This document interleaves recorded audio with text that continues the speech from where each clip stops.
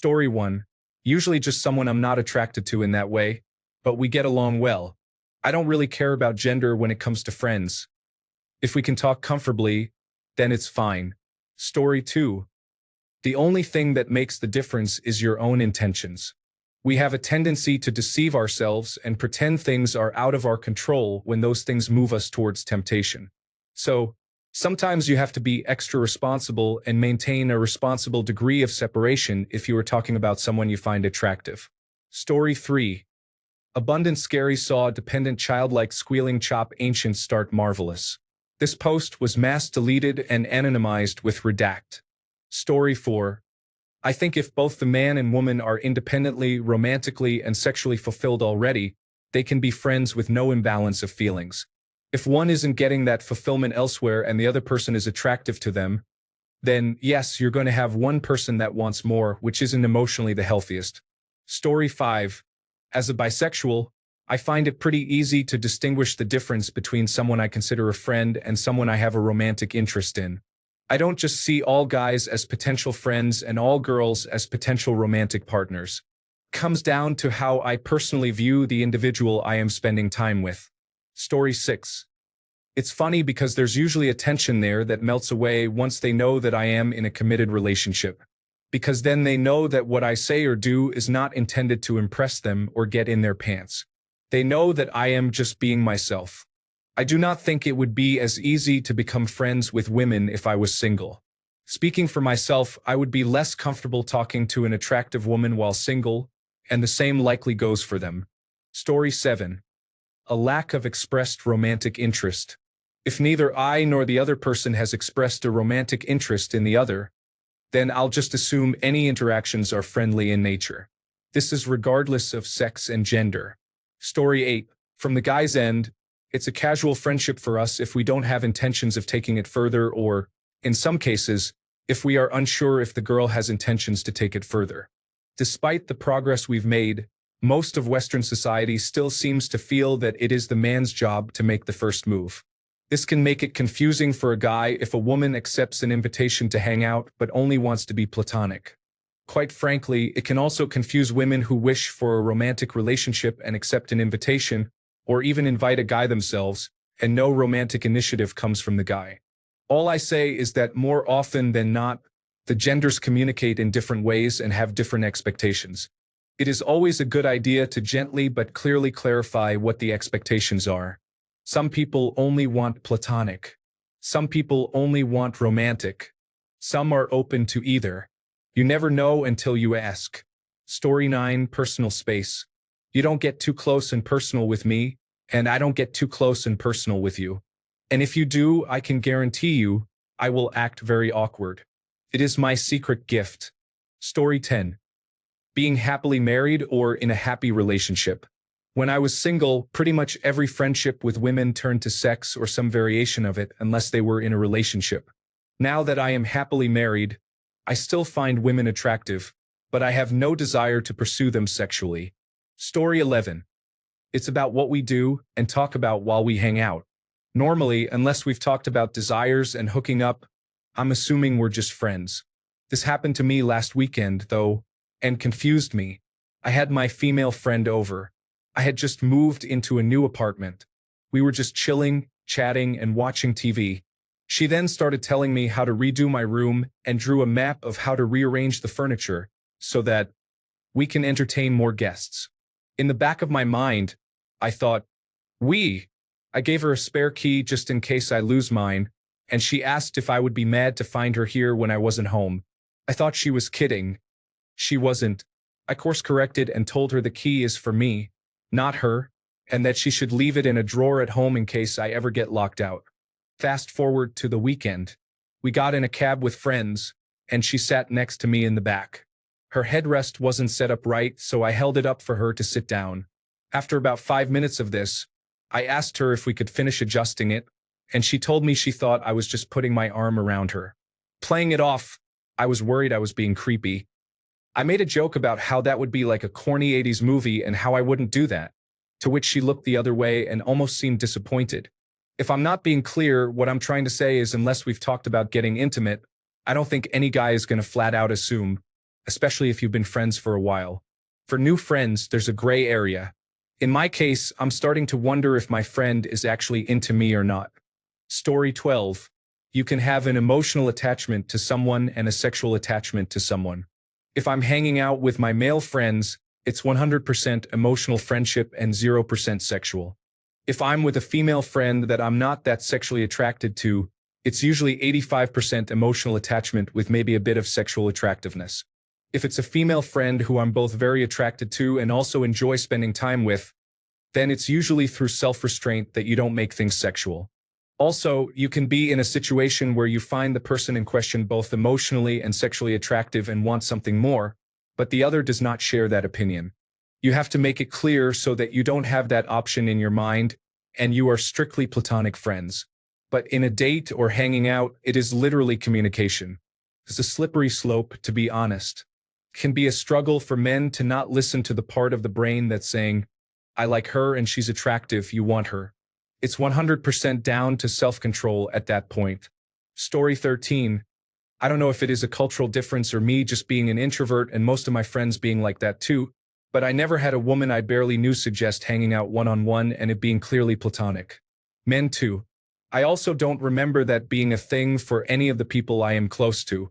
It was always assumed that if two people of opposite sex who don't know each other almost at all suddenly meet up for a drink or something, it is supposed to be a date. So, answering your question, if a female friend wants to hang out, I assume it is supposed to be friendly. If a woman I don't know that well wants to hang out, I would assume they mean sort of a date. If it is not in either case, I would expect them to let me know what exactly they want such meeting to be. Story 14. It's a couple of things. It also comes down to how you want to approach a situation. If you want a platonic relationship, it just comes down to setting boundaries, knowing when you're edging away from them and being honest with yourself. A lot of the time, people are still attracted to close friends. Sometimes stuff comes of it, and sometimes it doesn't. As for a romantic one, generally just be honest with the other person because if they turn you down, chances are you can both get over it. If you struggle with that, either get drunk or remember that quote from We Bought a Zoo, 20 seconds of embarrassing bravery. As for maintaining those relationships, generally it comes down to your perceptions of one another and mutual respect for those aforementioned boundaries held by you or them. To summarize, be honest with yourself and with them. Maybe not always upfront unless things start going one way or the other, but as friends, that stuff should be fairly easy to talk about. Story 15. I've always thought that most of my female friends are really attractive, but I keep those thoughts to myself because I know that a relationship wouldn't work out. They're either already taken or I know enough about them to know that we work as friends and that I love the dynamic we have, but we probably wouldn't work or couldn't stand each other as a couple, laugh out loud. And sex is rarely consequence-free. Basically, what makes it a friendly thing rather than a romantic thing is a combination of personal choice and circumstances beyond my control. There's a lot more to a relationship as an adult than whether you're into them that way or not. It might work as a teenager when you're all more or less on the same page, but less so as an adult where those things matter for long-term compatibility. Story 16. Just got done doing this over the weekend. She and I were just vibing and chilling at her place. No expectations of something happening. Just a guy and girl being friends and making fun of our exes and coworkers. Story 17. I think it might be the continuous flirtatious joking. After a while, it can get more serious for you or the other person.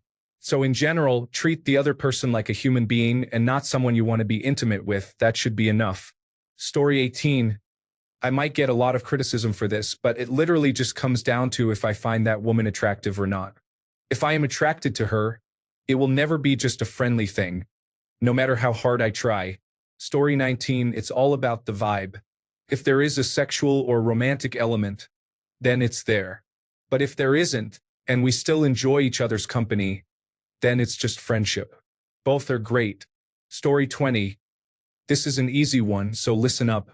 If she wants to, or is considering being intimate with you, it's a date. If she doesn't want to, then it's a friendly thing. If you cannot figure out which one it is, ask her. Women value honesty and transparency above all else, in my experience. Letting them into your thought process is key to growing your relationship with them, friendly or romantic. Story 21. Explicit intent? I have quite a few female friends, and they are treated the same as male ones. Without someone explicitly saying it's a date, then it's just the same as with my male friends. Story 22. I guess if you see a person as a friend, it is just natural that you do things that friends do. There is just that line you don't cross or even consider crossing because that line takes the relationship into a sexual nature. So, if I'm sitting on the couch with someone of the opposite sex and they are my friend, I'm not going to try to make out with them. But it's something that would never even enter my head if they were a friend. I will say I don't have many female friends. Most are wives of my guy friends. I am pretty awkward around women in general because I'm always afraid of a woman liking me romantically. So egotistical and weird. I also don't like talking to them because I don't want them thinking I'm flirting with them. It's a real problem. My wife, if you can believe it, said after our first date, "I thought you were gay. You didn't make a move or anything." Story 23. Honestly, having a lady bro is better than any dude. They know emotions. They know when you're down and up and when you just want to hang rather than do things. Story 24. American culture really has a problem with affection. There is an old joke that says Americans either shake hands or have sex. Men become friends with women because they lack affection. This is hard for women to understand because women can be affectionate with other women, but men aren't. So it is just much easier for women to compartmentalize friendships than men. There is also the fear that affection is just foreplay and will lead to other things. Affection is not sexual. You can be affectionate with people you are not sexually attracted to. There is also this notion that you first become friends, then boyfriend and girlfriend, that you date people in your friend group and so on. I think we are all looking for perfection. The opposite sex person who is both our best friend and we are very sexually attracted to. But I seriously do not know if that exists, or if you can find it. Finally, you just need to be realistic. I have female friends who are beautiful, but I also know they have zero sexual attraction towards me. I can either live with them in my life or without them. I choose to live with them. Story 25. My wife was there too. Seriously, I find it quite easy to just spend time with women without it being sexual or romantic. Some people really have a problem with this idea, but it is easy for me. Story 26. At one point in my life, I realized that the pressure of trying to get with someone always had the opposite effect I intended, and would usually alienate the relationship, whether it was romantic or friendly. So I removed the aspect of pushing for romance from my thoughts and treated a woman like she was my best friend. If she wanted more and I reciprocated, then it was a win for me. If she didn't and kept it friendly, that was fine by me. The only difference between hanging out and dating is intent. Just like the only difference between living with your best friend and living with your wife is the intent behind it. You come to realize that your wife is your best friend. Story 27. I'm in a relationship. I'm not looking for anything else. And I don't see the only value in the opposite sex as their potential for dating. It's easy to have opposite sex friendships if you don't treat the world like it's a dating app. Story 28. No flirting is happening. Treating them like human beings versus human beings I'd also like to have sex with later. Basically, if it's a friend, they might as well be my sister. Story 29. In my 63 years on this planet, I have never once just hung out with a female that I find attractive without wanting to have sex with her. I don't do it, but the thought always crosses my mind. I mean, except for my family. Story 30. What do you mean? It's like any other friend, male or female, just another friend. It doesn't change anything. If it's romantic, I like them and they like me. If it's not, we're just friends. Story 31.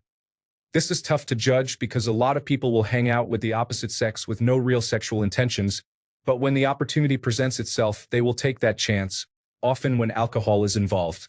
For example, a night out drinking where a guy and girl share a bed or couch and natural things happen. On both sides, but stereotypically, the guy will take the chance with a female friend. I had trouble with this in my last relationship because the girl I was seeing had a lot of guy friends, several of whom she had been with in the past. She didn't seem to understand my reservations, but it went south when she planned a trip to Greece with her friends. which included a week on a catamaran where she'd share a bed with one of these guy friends. So, as clear-cut as it might seem for one or both people, the important thing is actually enforcing boundaries if you want to keep it just as friends.